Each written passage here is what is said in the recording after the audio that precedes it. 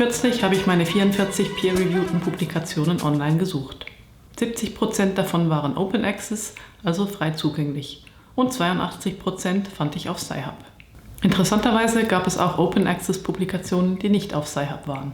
Dafür fand ich dort ein paar meiner älteren Publikationen, die nicht Open Access publiziert wurden und die Verlage inzwischen nicht sowieso freigeschaltet haben. Zufällig habe ich auch Artikel auf anderen Plattformen gefunden, die ich noch gar nicht kannte. Und der Kaga Verlag scheint ein Problem mit den DOIs zu haben. Aber zurück zum Thema. Vor einiger Zeit erschien in einer Schweizer Tageszeitung ein, soweit ich mich erinnere, unverständlich positiv gefärbter Artikel über Sci-Hub.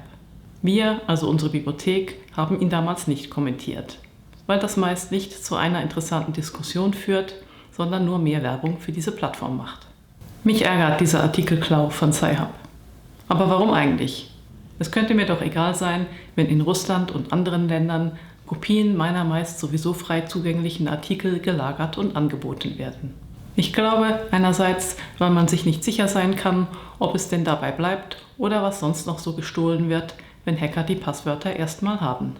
Andererseits, weil ich ja fürs Open Access Publizieren bezahlt habe, damit eben alle meine Artikel lesen könnten, wenn sie denn wollten.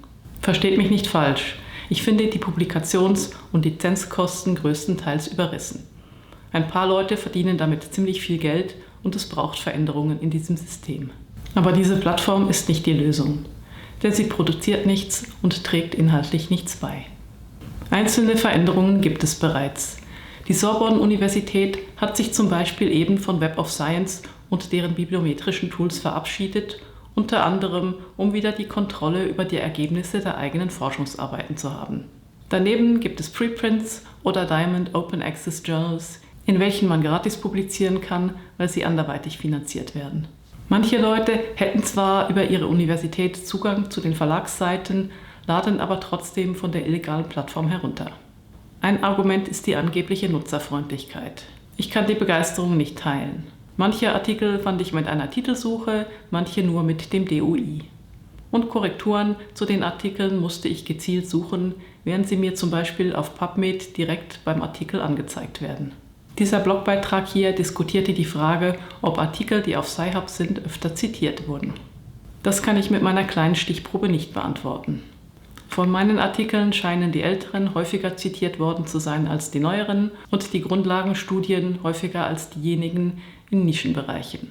Reviews kamen meist auch verhältnismäßig gut an. Wenn jemand meine Artikel von den Verlagsseiten herunterlädt, zeigt sich das in der Download-Statistik. Die habe ich auf Sci-Hub nicht. Auch die Bibliotheken, die für die Lizenzen bezahlen, sehen diese anderen Downloads nicht und könnten daher denken, die entsprechenden Journals würden weniger gebraucht und bestellen sie eventuell dann ab. Ältere Zahlen zeigten aber, dass die Sci-Hub-Downloads bisher je nach Quelle weniger als 1% oder 5% der Downloads von Journal-Webseiten ausmachten und sich noch nicht durchgesetzt haben. Wer mit gutem Gewissen gratis an die publizierten Forschungsartikel kommen möchte, dem empfehle ich dieses Video. Vielen Dank fürs Zuschauen und bis zum nächsten Mal.